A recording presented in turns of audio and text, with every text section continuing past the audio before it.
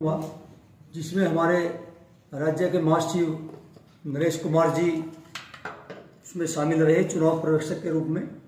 और 11 सदस्यीय अभी जो टीम गठित की गई है उसमें सुशील गुर्जर को जिला प्रधान, सेवाराम बटसर जिला सचिव, राजपाल मोला कैशियर, विजय शर्मा वरिष्ठ उप प्रधान, अनिल सैनी को प्रेस सचिव, और कुसुम है उसको एक कुसुम है आंगनवाड़ी सुपरवाइजर से उसको संगठन सचिव, और जी उसको पदाधिकारी और उसको बिंदर है नगर पालिका से उसको सह सचिव, राम कुमार कश्यप है पीडब्ल्यूडी से उसको उप प्रधान, और मीना देवी है उसको उप प्रधान। तो ये 11 अभी हमने इसमें पदाधिकारी लिए हैं। कुछ पदाधिकारी हम अगली मीटिंग के बाद में उनको जोड़ेंगे क्योंकि अभी हमारे कई डिपार्टमेंट बच गए हैं, तो अगली मीटिंग में बाकी खाली पड़े पदों को उनमें जोड़ दिया जाएगा। तो ये चुनाव है जो हमारा सम्मेलन था, इसमें जो चुनाव किया गया वो सर्वसम्मति से किया गया है, सबकी सहमति से ये चुनाव हुआ। ये चुनाव जो है ये वार्षिक होता है या द्विवार्षिक होता है या त्रिवार्षिक होता है? ये त्रिवार्षिक है, अगले 3 वर्षों के लिए ये चुनाव है। और इसमें हमारे लगभग सभी डिपार्टमेंटों में जो यूनियन है लगभग 25 के लगभग से भी ज़्यादा इन्होंने इसमें हिस्सेदारी की। और इसके बाद में जब पूरे ये सभी जिलों के सम्मेलन हो जाएंगे उसके बाद हमारा राज्य का सम्मेलन है जो अब की बार सरसा है 19, 20, 21 को दिसंबर को, तो वो सिरसा में होगा। तो इस प्रकार वो भी त्रिवार्षिक होता है। तो ये त्रिवार्षिक हमारा सम्मेलन है जो कल संपन्न हुआ जी। तो आदरणीय तमाम पत्रकार बंधु होगा, आप लोगों का यहाँ हार्दिक अभिनंदन, आपके दर्शकों का भी। देखिए, शो कर्मचारी संघ हरियाणा ट्रेड यूनियन एक्ट 1926 के अनुसार मतलब एक लंबा समय हो गया शो कर्मचारी संघ हरियाणा को इस देश और प्रदेश में, और आज तक खासकर आपने देखे होगा, आप एक जागरूक पत्रकार हो, आज शो कर्मचारी संघ हरियाणा में एक विपक्ष की भी भूमिका निभा रहे हैं।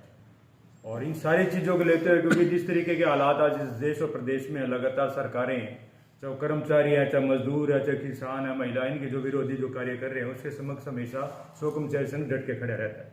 और ये हमारा क्या रहता है कि 3 वर्ष का चुनाव रहता है, सम्मेलन होते हैं, हर 3 साल के बाद हम लोग इकट्ठे होते हैं तमाम विभाग। जैसे कल भी हमारे तमाम विभाग लगभग 38 डिपार्टमेंट और ट्रेड यूनियन इकट्ठी हुई, उनके सभी तमाम जिला प्रधान, सेक्रेटरी, राज्य के नेता, उनके यूनिट ब्रांच इकाई, तमाम जो हमारी जो लीडरशिप थी, डेलीगेट, क्योंकि जिस विभाग का जितनी मेंबरशिप होती है उसके हम उतने ही उसको डेलीगेट यानी उसको वोट का अधिकार देना मिलता है।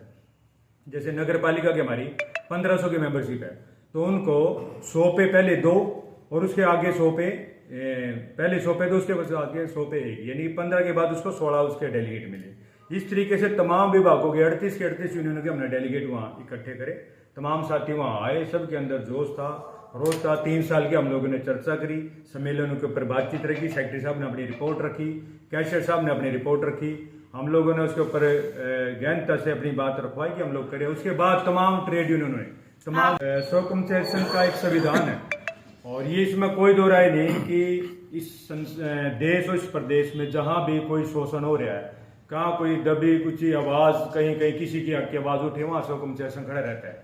लेकिन आज कहीं ना कहीं आके मजबूरी बन से, क्योंकि तमाम जो नवनिर्वाचित टीम बनी है और पिछले 1 हफ्ते से इस तमाम विभागों के अंदर एक चर्चा थी कि शो कर्मचारी संघ करनाल का एक चुनाव, क्योंकि एक छोटा संगठन ही है, 109 ट्रेड यूनियन इसके अंदर आती है, तो तमाम हमने उसके ऊपर चर्चा भी करनी थी। तमाम जिला कमेटी के साथी आपके बीच में बैठे हैं। सर्वसम्मति से जो है कार्यकारिणी का यहाँ चुनाव हुआ, तो निकट भविष्य में आप क्या कुछ ऐसे मुद्दों को लेकर के सामने आने वाले हैं अपने कर्मचारियों के हितों के लिए? देखिए वर्मा जी, हमने कल इसी तरीके से चर्चा करी है कि हमने 3 साल क्या किया है और आने वाले 3 साल में हम लोग क्या करें। हमने वहाँ पूरे निष्पक्षता से इसके ऊपर बातचीत रखी, देश और प्रदेश के हालातों के हम लोगों ने देखा।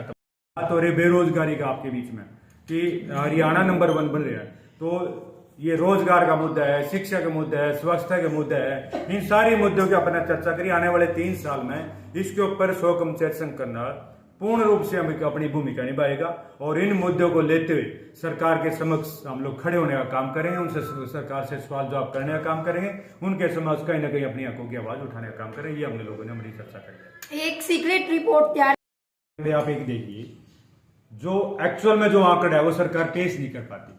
आप बेरोजगारी का मुद्दा ले लीजिए, आप शिक्षा का मुद्दा ले लीजिए, और कहीं ना कहीं जिस तरीके से महंगाई बढ़ती जा रही है और सरकार क्या गुणकारी है कि इस देश और प्रदेश में हालात बहुत ठीक है, हरियाणा नंबर 1 है, देश में आर्थिक स्थिति बहुत अच्छी है, तो ये कहाँ से आए आंकड़े? ये सरकार की तरफ से तो आंकड़े हैं। और जिस तरीके का आंकड़ा भी आपने चर्चा करी है, मैं ये कहता हूँ ये आंकड़ा सरकार का बिल्कुल फेल है। आप अगर एक्चुअल में उनकी रिपोर्ट पढ़ेंगे ना, खुफिया तंत्र की रिपोर्ट अगर पढ़ेंगे, तो उस तरीके से तो रिपोर्ट होते सरकार की तरफ से नहीं कही गई। आप सरकार के हालात देखिए, आप जागरूक पत्रकार हो, 24 घंटे सरकार के बीच में आप लोग रहते हो, समाज के बीच में रहते हो, महिलाओं के ऊपर कितने आपके सामने अत्याचार हो रहे हैं, लगातार महंगाई बढ़ती जा रही है। आज कितने सारे ऐसे हैं जो सरकार का ये आंकड़ा था पीछे, सरकारी आंकड़ा, कि कितने मतलब सैकड़ों लोग ऐसे हैं जो इस देश में खरीद शक्ति खत्म होती जा रही है। क्या इस चीज के ऊपर पर्दा कभी सरकार खोलने का काम कर रही है? नहीं कर रही है ना। तो आपके बीच में हम ये कहना चाहते हैं, सरकार की करनी कुछ है और कथनी कुछ है। तो ये जो जिस तरीके का मामला हो, बिल्कुल निष्पक्ष हम इसको विरोध करते हैं कि सरकार अपने आप को कहीं ना कहीं ठीक करने का काम